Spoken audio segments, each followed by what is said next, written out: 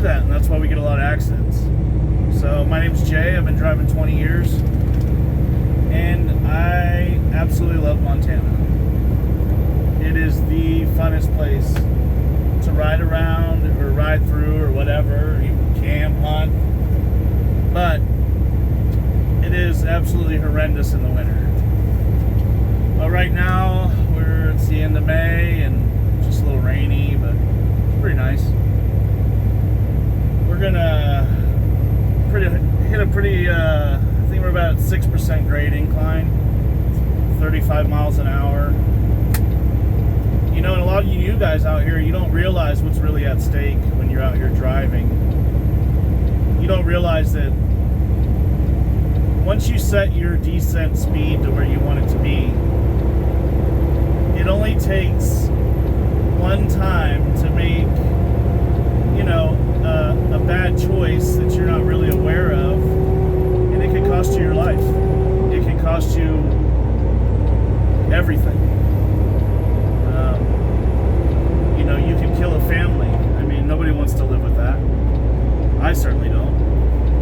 But you have to be real careful. The incline doesn't really matter. I mean, if you have a truck, I mean, if you're loaded down, you're only going to be able to go a certain speed. But we're coming up on a 6% grade for 2 miles. So all you're going to do if you're in an automatic is put it in manual mode. Grab a good gear, like I'm going to do this one in 10th gear. It should be about 50 miles an hour. So I think we're going to get up here in a minute. On the next pass, it's going to be it's like a 35 mile an hour speed limit for trucks. But I mean, you don't really have to. I mean, you want to stay close to that, but what you're really watching for right now is your RPMs. So your RPMs right now on a descent on this truck, all trucks are a little different, is 1500 at 47 miles an hour. And it should stay right around there, depending on what truck you have. Some are better than others, but mine's going to stay right around there. I might touch the brakes one time, but you really don't want to rely on your brakes. And if you're new to this and a trainer tells you to just use your trailer brakes, which a lot of drivers do, it's stupidity, but they do it. And that's what the Jake's for. You shouldn't really be messing with your brakes that much while you're going downhill. And if you pick the proper gear and you have a halfway decent Jake on your truck, which is an engine brake, you shouldn't really have to touch the brakes. So what that's going to result in is if you do touch the brakes, I found this out the hard way when I started my first year, is you are going to catch them on fire. That's the first step. Once they get hot, if you don't pay attention to what you're doing down this hill we're coming up on, you will light your brakes up. And then if you can get the truck stopped, if you don't go into failure or the brakes don't lock up, a lot of things could happen. I mean, but if you can't get that thing pulled over, they will catch on fire and it will burn your truck to the ground. So just keep that in mind when you're making these downhill descents. So we're truck speed. See, truck speed over 12,000 is 35 miles an hour, which I've been doing this a long time, so it's kind of extreme to me. And we're about to hit a 25 zone, which is very extreme. Like, that's really just, a lot of times, unless you're oversized or you're hauling a ton of weight, that really is more of a hazard than really a safety thing. It's a hazard to other vehicles because you're going to have trucks that are hitting this at 65 miles an hour. There's one coming up on me right now, and I'm sure he'll fly around me, and that's fine. But don't be one of these guys that do not ever let another truck dictate your speed. So it says right now, steep grade 5 miles, 25 miles an hour. So right now, I'm going to go to close as that as I can. I'm going to put her down in 9th.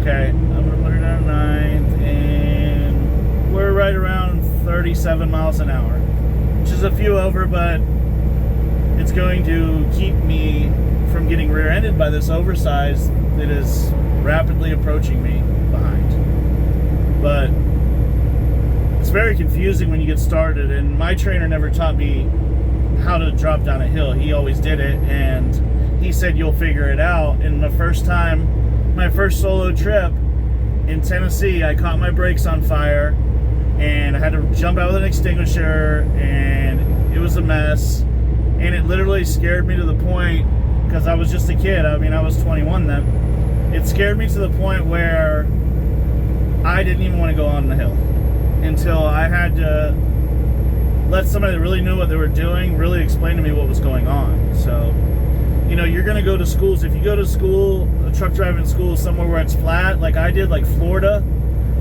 you're not going to get a whole lot of real world practice going down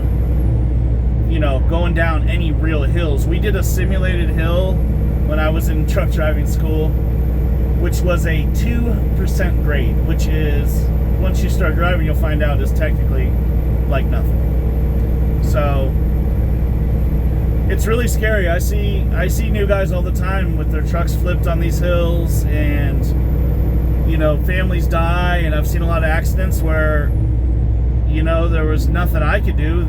Everybody was already dead. So you're risking your life. I mean, if you want to see your kids, you want to see your family, just slow down. Just slow down a little bit. I know it's boring sometimes. This job is monotonous. And after 20 years, you know, I still like it. I still enjoy it. That's why I do it. But as we're dropping around this curve right here, you know, I don't know if you can really see it on video. It's a pretty hard curve. I mean, I'm going right at 35. I haven't touched the brakes one time this whole descent. So, you know, I'm pretty good to just cruise along. And I'm going to tell you what you never, ever want to experience in your life, from what I'm told, is you don't ever want to be forced to go on a runaway ramp, which we're coming up on one now, which it's going to stop you. A runaway ramp will stop you, I promise you. But it doesn't mean that it's not going to destroy your truck. It doesn't mean it's not going to hurt you. It doesn't mean any of that. All it means is that this truck will stop.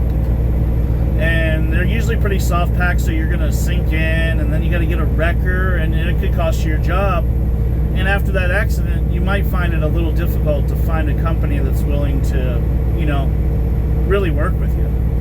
So you guys just take in this nice, beautiful landscape, and we're going to work down the hill here and just talk about things that I've seen that might, you know, potentially could save your life.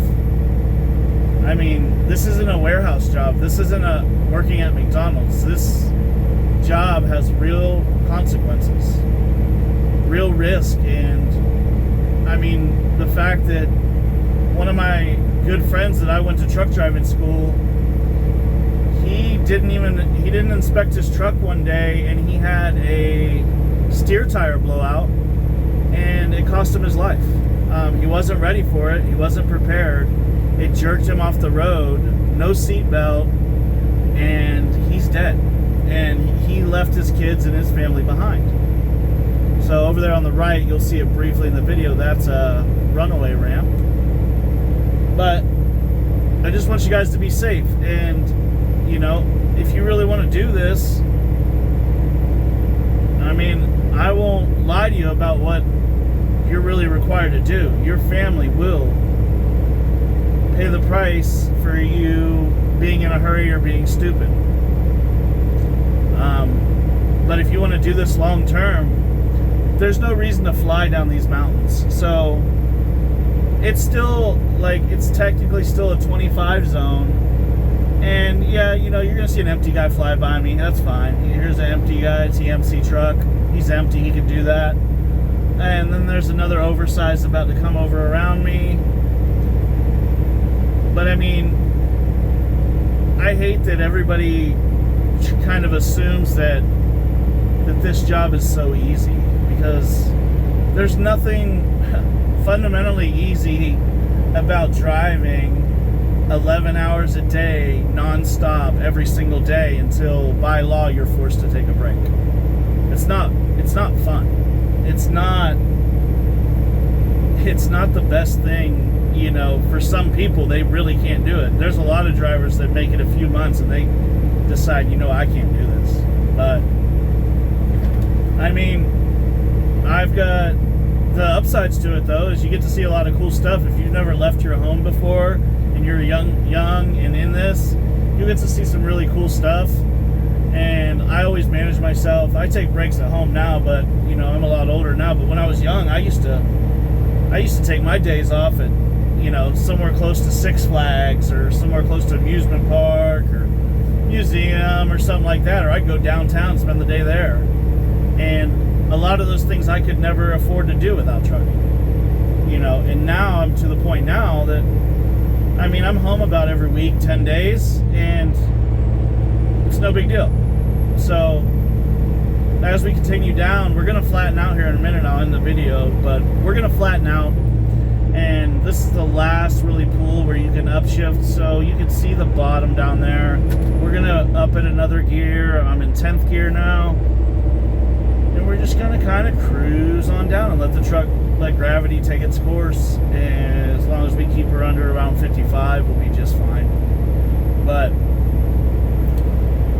you know, I hope this video and this information helped you. If you have any questions or anything, you put it in the comments. And you know, I'm just starting out. I figure I'd do this because I've lost too many friends to this shit. You know, I've lost too many friends because there was nobody out there, you know, to tell them like, hey, you could die.